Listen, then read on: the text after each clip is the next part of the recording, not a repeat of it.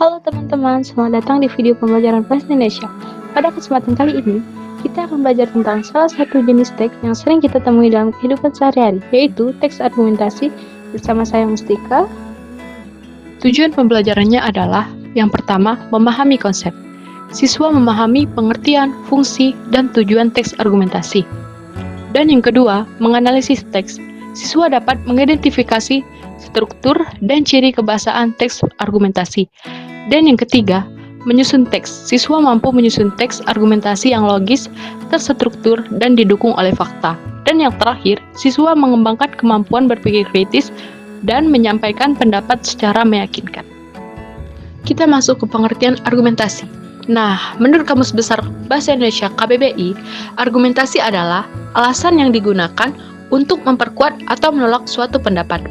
Dengan demikian, teks argumentasi adalah jenis teks yang berisi alasan-alasan logis dan fakta untuk mendukung atau menolak suatu pendapat, dengan tujuan meyakinkan pembaca atau pendengar.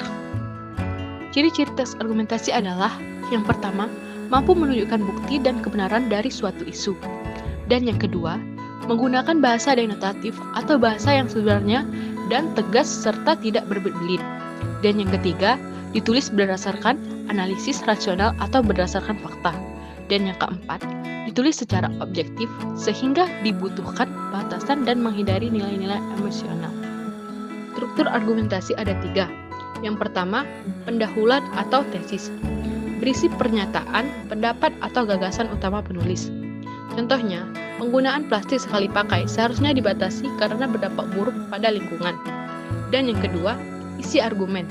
Berisi alasan, bukti, atau data yang mendukung pendapat.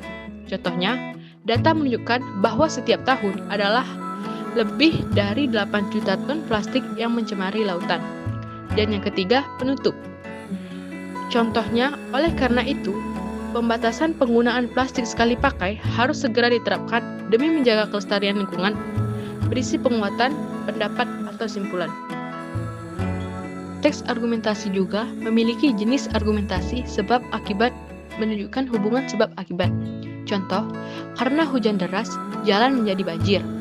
Argumentasi persamaan menunjukkan kesamaan antara dua hal.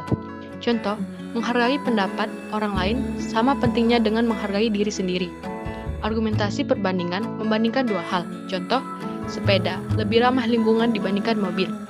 Argumentasi otoritas mengutip pendapat dari ahli atau sumber yang berwenang. Contoh, menurut WHO, vaksinasi penting untuk mencegah penyakit.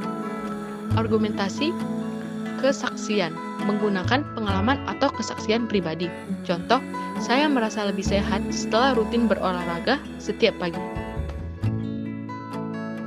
Nah, terakhir materi teks argumentasi mempunyai kaidah kebahasaan ini. Yang pertama, menggunakan kata kerja mental, kata yang menggambarkan pikiran, perasaan, atau pendapat. Contoh, percaya, menduga, menganggap, berpendapat. Yang kedua, menggunakan konjungsi sebab akibat, kata hubung yang menunjukkan hubungan logis antara sebab dan akibat. Contoh, karena sehingga, oleh sebab itu akibatnya.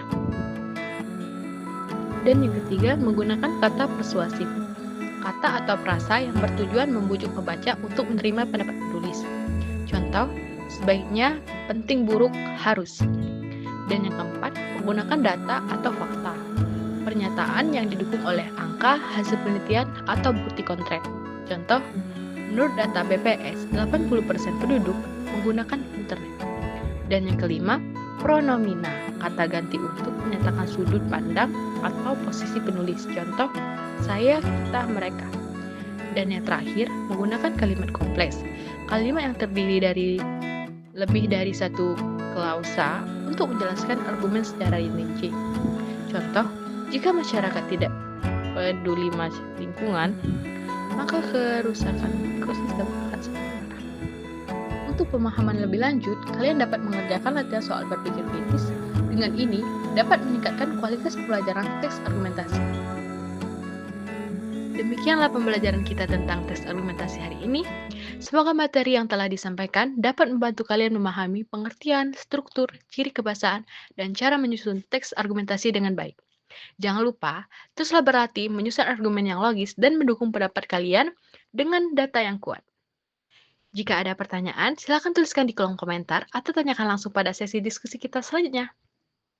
Sampai jumpa di video pembelajaran berikutnya. Tetap semangat belajar dan jadilah generasi kritis dan penuh ide cemerlang. Terima kasih dan salam sukses!